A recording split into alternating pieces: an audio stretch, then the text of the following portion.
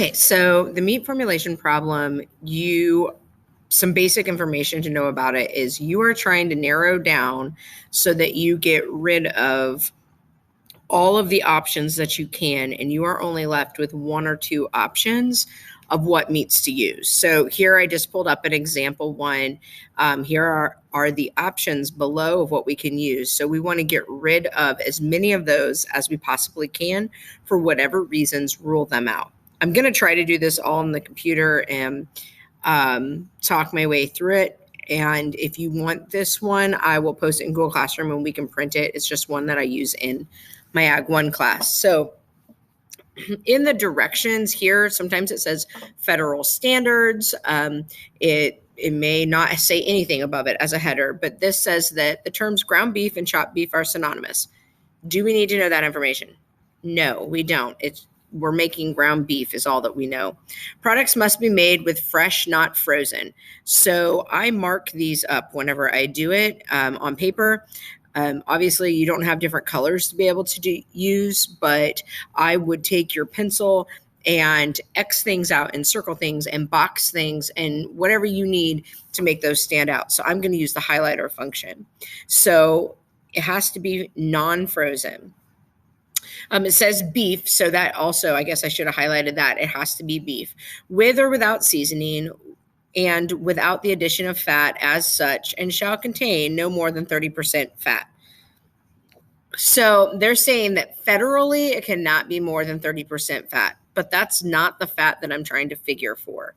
That is just what the federal standard says, that you can't go less than that. So you're not going to find, or I'm sorry, more than that. You're not going to find a ground beef with 40% fat. That would be like white jiggly stuff with little specks of fat in it. So it may contain added water, binders, and extenders. Well, none of that is stuff that we're really worried about here. It may contain beef cheek meat, not to exceed 25%. However, variety meats are not acceptable. So I need to highlight no variety meats.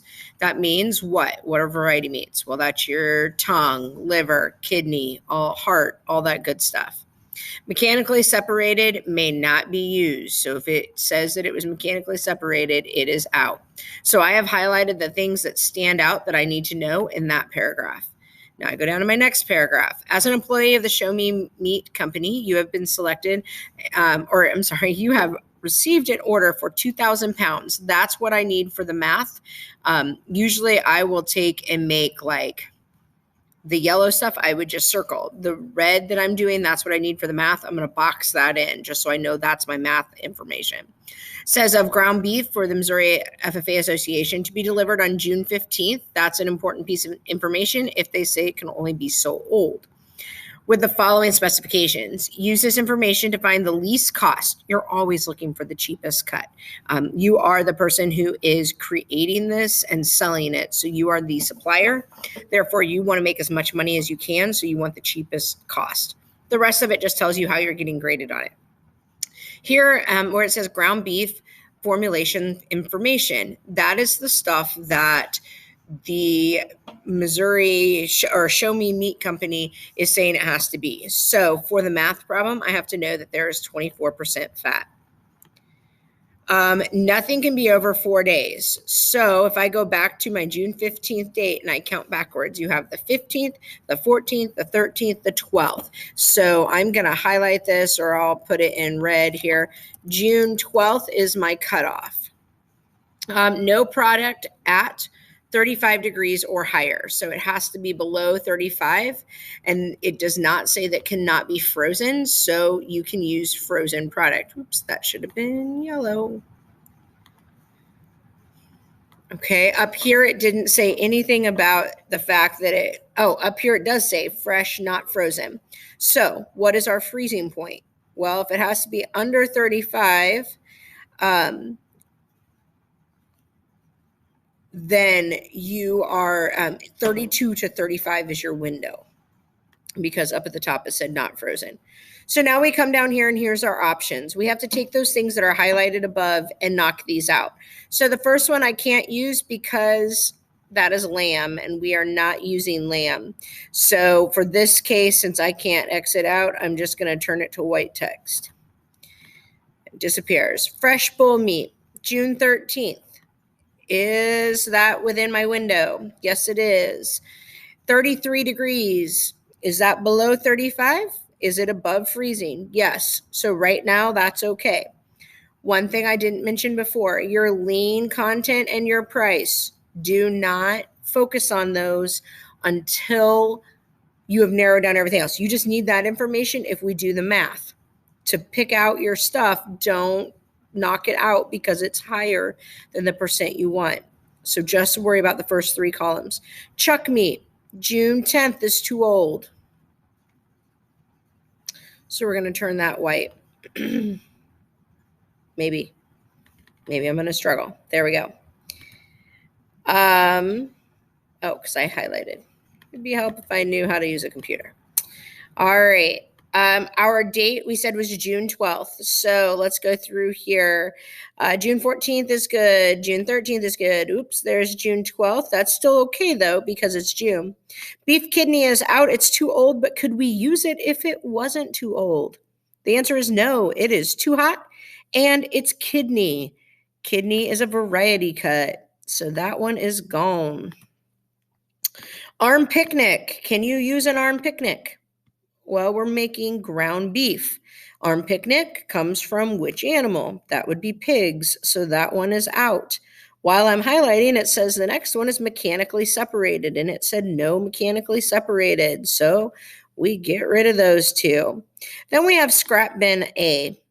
Now, some tests, like the ones you guys worked the other day with me in class, they say scrap bin A does not specify that it is beef scrap bin, so that would knock it out. This one does not say that. So that's kind of one of those gray areas where I would not use it unless that ended up for sure being the option. However, we look at it is too old and it is too cold, so we are going to knock it out.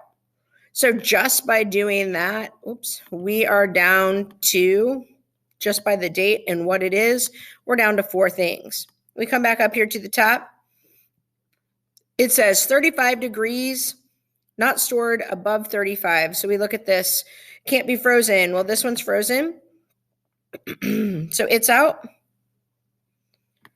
And if we also look for not over 35, wham, bam, thinky, ma'am, look at this. We've got 38. That is too high. So now we are down to 2. So that means that automatically we are going to use fresh bull meat and 75% lean trim. Now, sometimes we're not that lucky and we don't get them all the way worked down. If that were the case, then we would have to take and do more than one math problem. Some of these, I caution you, some of these you want to double check and triple check that you have to even do math. Some of the questions at the end will not even actually have a math question in it, or it's something like, what percent fat does it have? Or what price is it? And it's something that you don't need it for. So we go down here to our choices and we are looking for fresh bull meat and 75% lean. And our answer is number 7. Okay, once you have that, I'm going to put that in lime green because that is our answer. Once you have that answer, you are ready to go to the questions. And so the questions are just asking about that answer. I am going to try to switch here in just a minute to a piece of paper, and I will go ahead, even though we don't have to for this problem, I am going to go ahead and work out the math problem just so that you can actually see it.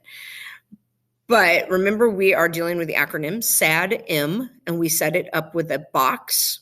So a square. Inside the square, you put the amount of fat desired in the final amount. So 24% goes inside the square. Ingredient 1, bull meat goes on the top left corner and the lean trim on the bottom left corner and their percents.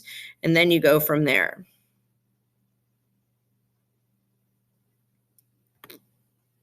Now, I just confused myself. That's why I got quiet there for a second. I was like 92 and 75.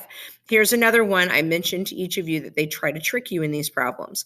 This one says that it is lean content. So this is actual muscle content. So the bull meat is 92% muscle, 8% fat. So whenever you are putting that in the Pearson square, you are putting 8 instead of 92. And then 25 would be the opposite, the fat on the lean trim. Now, this is the really important part, and we did this on the problem that each of you worked with me the other day. If you have 4 or 5 options of what would work, my suggestion is then to go through and look. And if like these were your 2 options, you have to have one fat percent that is lower than the desired of 24% and one fat percent that is higher. The reason why you have to do that is because 24 is going to be the middle. It's kind of like averaging, not exactly, but it's kind of like that. So like if we were doing the class average grade, those lower grades, those bottom grades, like a 5 out of 500 is going to bring down the class average of those that have 495 out of 500, and they're going to bring it down. So, and at the same time, those high ones are going to bring up the low ones. And so you have to do that to be able to meet the middle. If both percentages are higher or lower than the desired fat content, you can never actually get to that fat content because nothing is drowning it out. A lot of times I use the example of like Kool-Aid. If you have a powder of Kool-Aid and you have a gallon of water, as you pour the Kool-Aid into the water, the Kool-Aid is never as concentrated as it was in the packet. And now the water is never as diluted as it was in the beginning. Once you start adding that, it's never going to be as plain water again. Even if you get it diluted so much down that you can't see the Kool-Aid, there is still a fraction of that in there. Okay, so you always want to higher and lower. So I'm going to pause the video and I have to change my screen and stuff. So just a second, I'm going to pop up on the screen with a paper and we'll go through the math. Okay, now that we have figured out what we're going to use, we're using bull meat and lean trim, we have to do our math problem. So not always do you have to do it. If you can answer all of the multiple choice questions without doing the math, then you don't have to do any math, and that is easy to do. Occasionally you'll run across that, but other times you have to do it. So the first thing you're going to do is you're going to draw a square, and then inside the square, you are putting the percent fat that is needed in that mix. In this case, it was 24. So I went ahead and put it in there just to make sure I wasn't writing backwards. The next thing you're going to do is in the top left corner and the bottom left corner of the square, you are going to put the 2 ingredients that you're going to use, their fat percent. I go ahead and label what the name of those ingredients are just so that I can keep straight on what's going. But if you don't need to, you just need to write the numbers, that's fine. So we were using bull meat. So I'm just going to put bull. And bull meat was on your sheet, it said it was 92% lean. We're not looking for the lean, we are looking for the fat. So we have to use the opposite percent.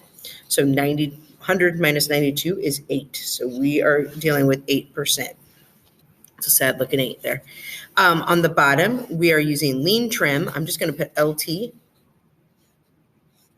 for lean trim. The percent on lean trim is 75% lean, so that leaves 25% fat. Now, when you pick your 2 ingredients, if one of them is not lower than what the middle number is and the other not higher than that, then those 2 ingredients will not work together because they'll never bring it up like we were talking about in the first part of this video. So next step, you are going to subtract. So our acronym to remember, our order of functions is SAD-M. So you are going to subtract, but you are going across the square there. So you're making an X. All right. I'm going to go back to my red marker so that it shows up, or I'm sorry, my black marker, it shows up. So if we take 24 minus 8, we get 16. So we write that on the opposite corner since it went through the X. If you said 8 minus 24 and you got a negative 16, just pretend like the negative doesn't exist. You are working with whole numbers. Then you're going to go 25 minus 24. That's 1. Okay, so you just subtract, make it an X, and then put the numbers there. That is the S of SAD M. Okay, so SAD S is what that is. Now the next step is of SAD M is the A. We're going to add. We add these two numbers together. So 17. Now we are ready for D, divide. You are dividing each of these numbers by the sum. So this case happens to be 17. The answers for both of these are going to always be a decimal. If you get more than, if you get 1 point something or 2 point something, then you are incorrect and you need to do your math. You probably, if you get that, what happened is you probably put the 17 divided by 16 into your calculator. You're writing it just left to right, just like you're reading a book. So 16 divided by 17, 1 divided by 17. So I did this math already. So 1 divided by 17 is 0.059.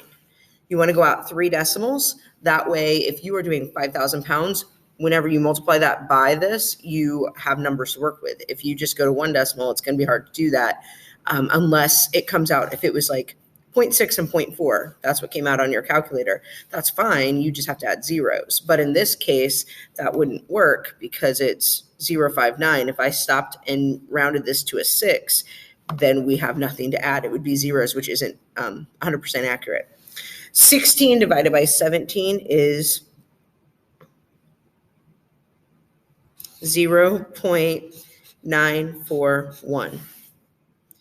Okay. This right now, if you add these two numbers together, it should equal the number 1 because this is the ratio that you are going to do for 1 pound.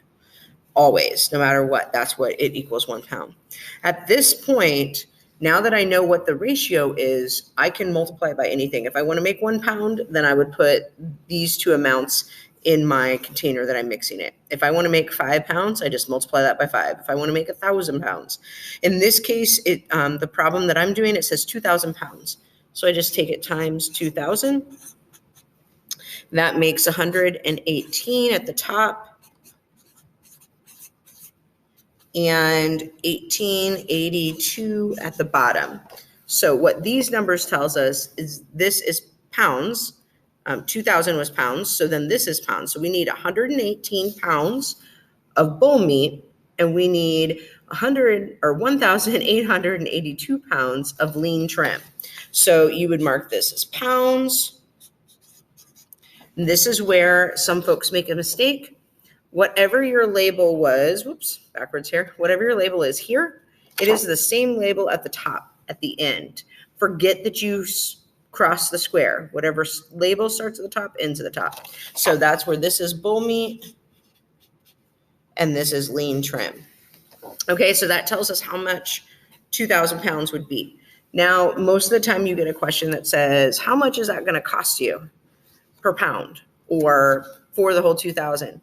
Well, all that you have to do is if you just need to know the cost per pound, you could just stop right there. You didn't have to do this last part of the math if you don't need to know how many pounds it each is. And you could just multiply this by the price they put on the sheet. Or if you already are out this far, just multiply the 118 pounds by the cost of the bull meat that it showed on the sheet, and then multiply lean trim by the cost that it is per pound. Add those two together. That's for 2,000 pounds. And then if you get to that other question, it says, how much is that going to cost per pound? Just divide your answer, your total cost, by the number of pounds you're making. So you divide it by 2,000. Do not simply add the two numbers together on the sheet. If you're like, oh, cost per pound, well, I need, if it's $1 per pound for bull meat and it's $2 for lean trim, it does not make it $3 a pound because you are not using a full pound of each. you're using a portion of that pound. You would be figuring for 3 pounds of meat if we threw that all in there. Or I'm sorry, not 3 pounds, but you'd be figuring for 2 pounds of meat if we threw that all in there. Okay, if you have any questions, come to me. Shoot me an email if you're working at home and you're not sure. That is fine. I check it often, so I'll try to get back to you. But hopefully this helps you out in figuring your cost. Remember, this is basically this type of problem is a lot of trickery. Like they're trying to stop you up, to trip you up. So make sure and read very closely, pay attention to your details, and don't rush through it. Also, whenever you get to your answers, like we said, it was 118 pounds and 1882. Well, sometimes they're going to be off by a half pound, or they'll round it unnecessarily, which was the first problem that I worked with each of you in person the other day. One of their answers, there was no need, because it came out as an even number, to round it differently, and they did.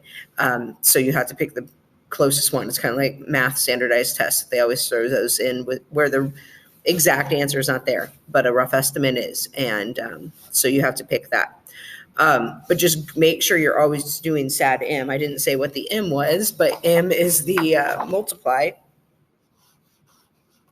So that is where you multiply it by the pounds. So you set it up, then you subtract, making an X through your box.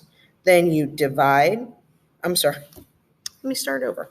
You set it up, you subtract going across, you add, then you divide, and then you multiply, and that's your SAD M.